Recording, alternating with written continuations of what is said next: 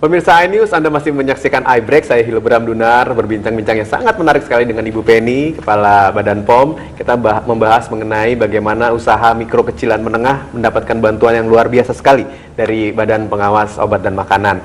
Terutama tadi Ibu Penny sudah menjelaskan sedikit tentang bagaimana industri 4.0 ini sangat didukung oleh Badan POM. Teknologi informasi. Hubungannya dengan UMKM bagaimana, Bu? Produk-produk UMKM sangat berpotensi untuk masuk ke jejaring e-commerce, bahkan menjadi produk ekspor.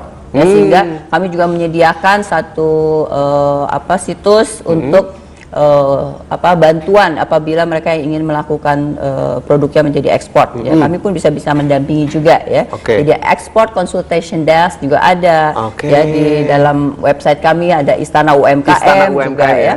Nah, ada export consultation desk, itu salah satu bantuan kami. Samping tadi bantuan teknologi juga untuk memperpanjang masa simpan suatu produk. Nah, itu bagaimana sih, Bu? Maksudnya makanan-makanan, kalau yang kita tahu makanan tradisional katakanlah seperti itu ya, skalanya UMKM kuliner, itu kan terbatas, Bu, untuk bisa dikonsumsi. Kalau mau diekspor kan harus lama. Betul. Nah, untuk itu kan membutuhkan proses sterilisasi komersil, istilahnya sterilisasi komersil pangan dulu. Tapi itu kan membutuhkan alat pemanas yang cukup canggih ya, dan mahal mungkin harganya, dan tidak semua UMKM bisa menyediakan itu. Maka kami sudah bekerja sama dan akan terus kita kembangkan. Ini yang salah satu contohnya adalah untuk pengembangan rendang. Jadi ada wilayah rendang dikemas itu dalam untuk teknologi dalam kemasan kaleng atau pouch yang tahan panas tuh ya, itu mengalami proses sterilisasi komersil yang kita bantu bersama-sama dengan Kementerian Perindustrian dan pemerintah daerah setempat, sehingga ada satu wilayah di Payakumbuh ya, itu adalah kampung rendang istilahnya. Jadi semua UMKM di sana dijadikan satu, kita pool, ada satu teknologi yang bisa dipakai bersama-sama, mengembangkan produknya bisa jadi, karena dalam kemasan yang bisa tahan lama, bisa jadi produk ekspor. Itu juga terjadi dengan inkubator bisnis kerjasama kami dengan LIPI di Jogja untuk produk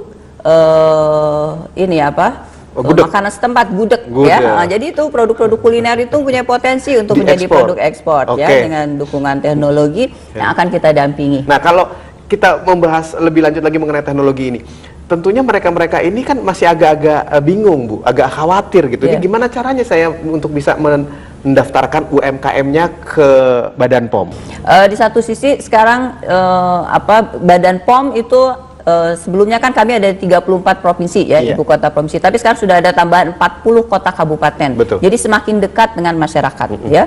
Kan produk-produk inovasi kan dari masyarakat gitu ya. Itu bisa mendatangi Badan POM setempat ya, kantor-kantor Badan POM setempat. Bahkan Badan POM juga secara proaktif kami selalu mendatangi daerah-daerah ya, mengadakan satu workshop ya, workshop bimbingan teknis bersama-sama, sekalian nanti pelayanan untuk nanti sertifikasi tadi, cara produksi pangan olahan yang baik misalnya kalau untuk pangan, dan nanti mendaftarkan pangannya juga didampingi untuk bisa, dan kami dengan mudah bisa diakses melalui jadi penggunaan teknologi informasi dalam registrasi. Sekarang udah registrasi pendaftaran produk bisa ya, atau mendaftarkan untuk mendapatkan sertifikasi tadi cara produksi. Jadi untuk sarananya apakah sudah memenuhi syarat, itu kan harus ada dulu cara produksi ya, sertifikat yang menunjukkan bahwa memang sarananya sudah memenuhi aspek higienik ya, dan mutu dan sebagainya.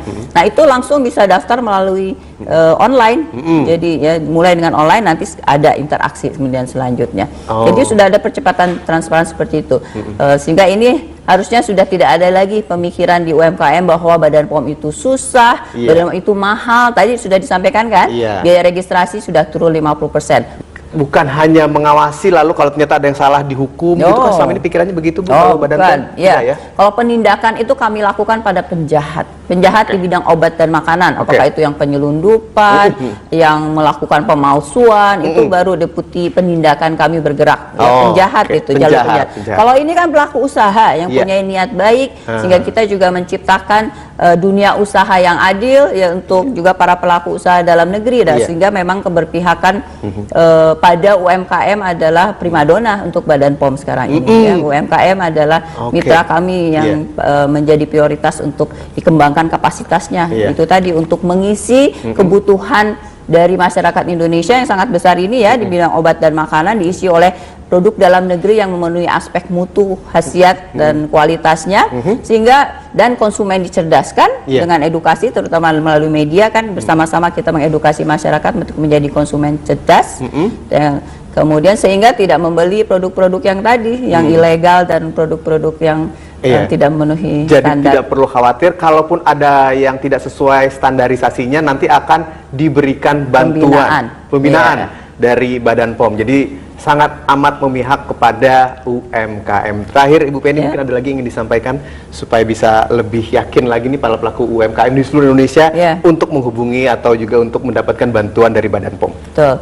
Pertama tentunya tadi saya sudah sampaikan bahwa kantor Badan POM itu sekarang sudah bertambah 40 di 40 kota dan kabupaten. Tadinya kan 34 di ibu kota provinsi, sekarang 40 kota kabupaten, terutama di daerah pinggiran, perbatasan, terpencil.